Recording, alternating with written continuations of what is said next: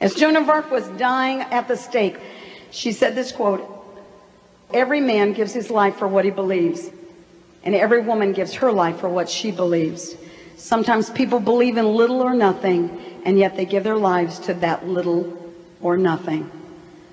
One life is all we have. We live it and it's gone, but to live without belief is more terrible than dying, even more terrible than dying young." What do you burn for? What do you burn for? Jim Elliot said the famous words years before his martyrdom, "That man is no fool who gives what he cannot keep to gain what he cannot lose." And he prayed as a young man, "God, I pray, light these idle sticks of my life, and may I burn up for thee. Consume my life, my God, for it is thine. I seek not a long life, but a full one like yours, Lord Jesus."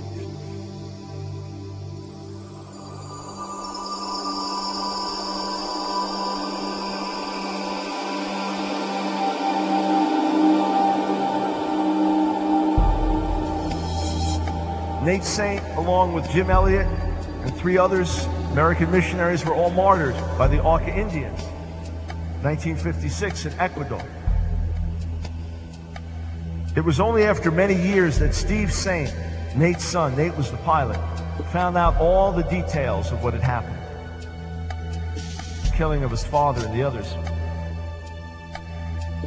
When I just read the account a few weeks back of the details of the martyrdom, it was an overwhelming thing to read. It was painful, it was tragic, it was tremendously moving. One of the men, the last one, instead of running into the jungle where he could have easily gotten away, he just waded out into the water and in his broken dialect said, "Why are you killing us? We're not hurting you," and waited there until they came and speared him to death. And no sooner had they killed the last one, each one, the different ones, began to hear singing. And they looked up and there were these glowing beings in the trees, singing and praising God. Then when they were waiting and hiding, waiting for the retaliation, nobody came to kill them. They began to realize something's different about these people. That's why they were so open to the gospel when it came back. It's an extraordinary story. Listen to what Nate Saint wrote years earlier. People who do not know the Lord ask why in the world we waste our lives as missionaries. They forget they too are expending their lives, and when the bubble has burst, they will have nothing of eternal significance to show for the years they have wasted. Everybody's bubble is going to burst. Every one of us at the end of our lives, it's all gone. Then what? What did we spend our lives for? What did we pour ourselves out for? Where did we give ourselves to? Having a full life is not necessarily a long life. I want at the end of my life to say I fulfilled the purposes of God. Father, hear our prayer we offer, not for ease that prayer shall be, but for strength that we may ever live our lives courageously, not forever in green pastures do we ask our way to be, but the steep and rugged pathway may we tread rejoicingly.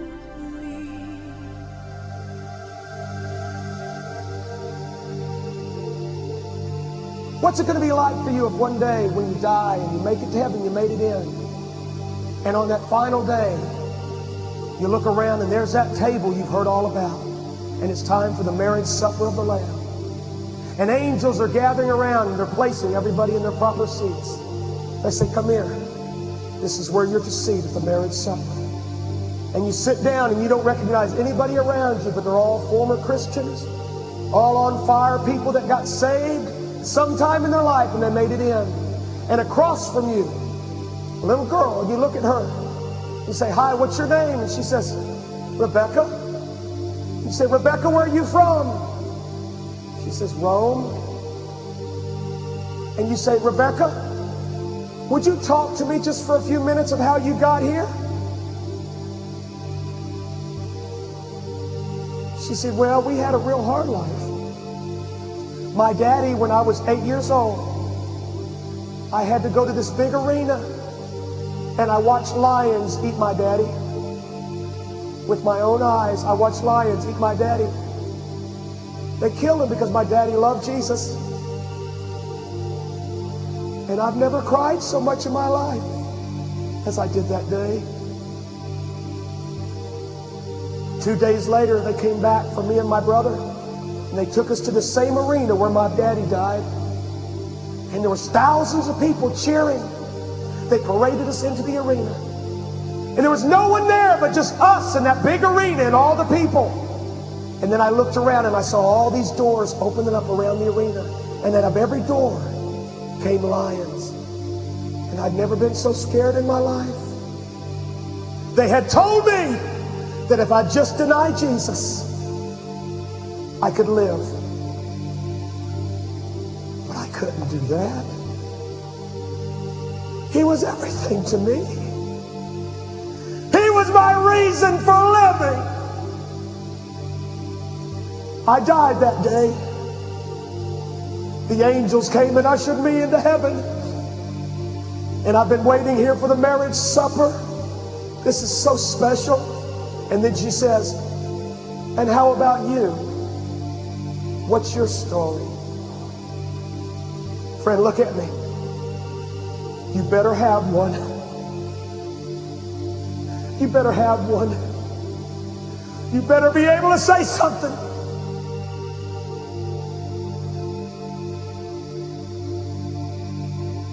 As a matter of fact, did you know that 160,000 people were martyred in 1996 for the cause of Christ? One minister was just killed in Cali, Colombia, where we're building a church. Why was he killed? Because the cartel members, drug addicts were being saved, dealers were being saved. What did they do? They killed the pastor. He told us to drop him off, but I said, no, just leave me here. I can walk.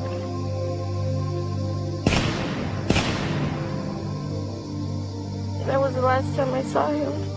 We are strengthened of weakness in our wanderings. Be our guide through and over your danger. Father, I want you to think of what this means. My life for the gospel. My life for the gospel.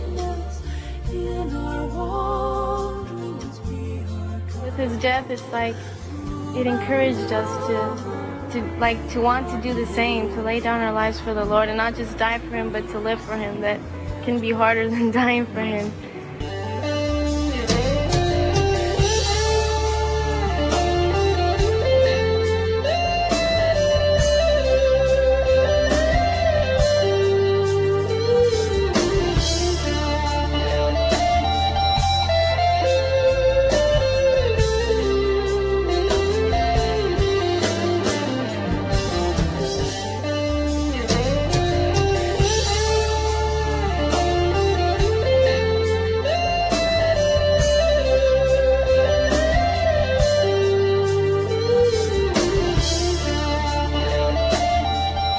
To see increasing opposition to the gospel message in days to come in America, because the gospel message is going to become increasingly biblical.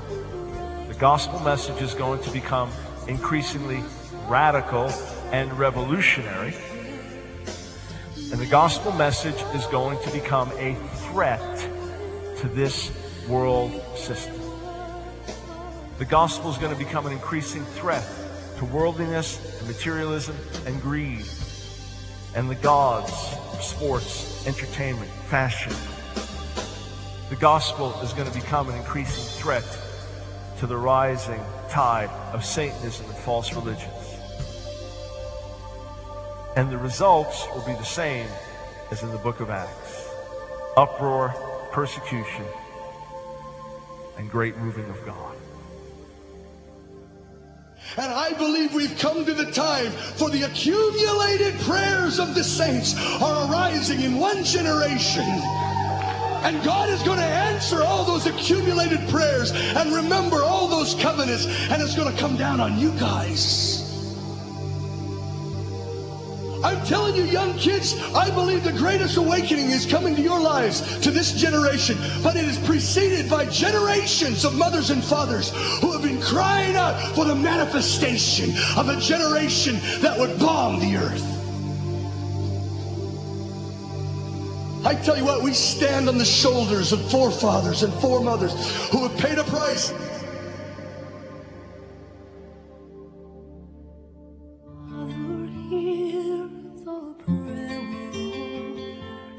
Not for ills that pressure be, but for strength that we may bear. Live our lives courageously, be our strength in hours of weakness, in our wanderings. What happened to those 11 ruffians that went after Jesus and followed him all the way to the cross? We know what happened with Judas. But what happened to the rest of them? Andrew died in Greece. He was crucified on an X-shaped cross, felt unworthy to die on the same type cross as his Lord. Bartholomew was preaching in India. He died a martyr's death. He was filleted alive with knives. James the elder was martyred first. He was slain by Herod Agrippa. James the lesser was crucified in Egypt. His body was sawed in pieces. John the Revelator, an attempt was made on his life by giving him a chalice of poison from which he drank, and God spared him. He died of natural causes. Jude was killed. He was shot with arrows at Mount Ararat. Matthew laid down his life for Jesus. History records he became a missionary and disappeared during his labors. Peter was martyred. He requested that he might be crucified upside down. He felt he was not worthy to die as his Lord had died. Philip died by hanging. While he was dying, he requested that his body be wrapped, not in fine linen, but in papyrus, for he was not worthy that even his body should be treated as the body of Jesus had been treated.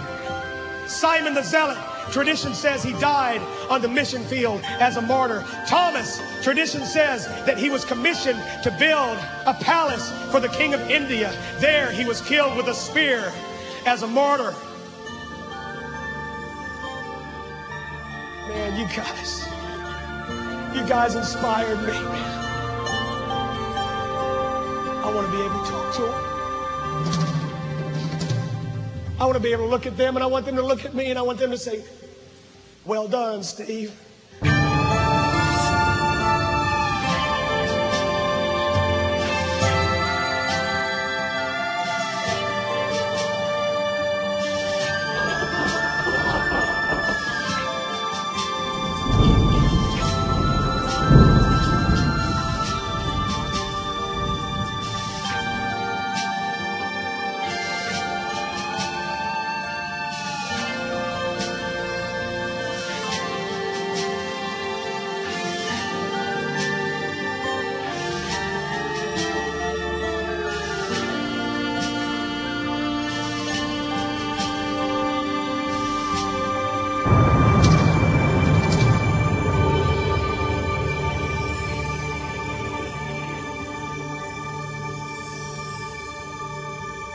I want you to raise your hands to God.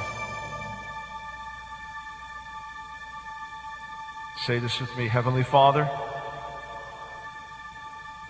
search my heart. Examine me even now. But this is my desire, my life for the gospel. Whatever it takes, Lord, make it real, that I may live a life that makes sense in the light of eternity. Jesus, my life for you.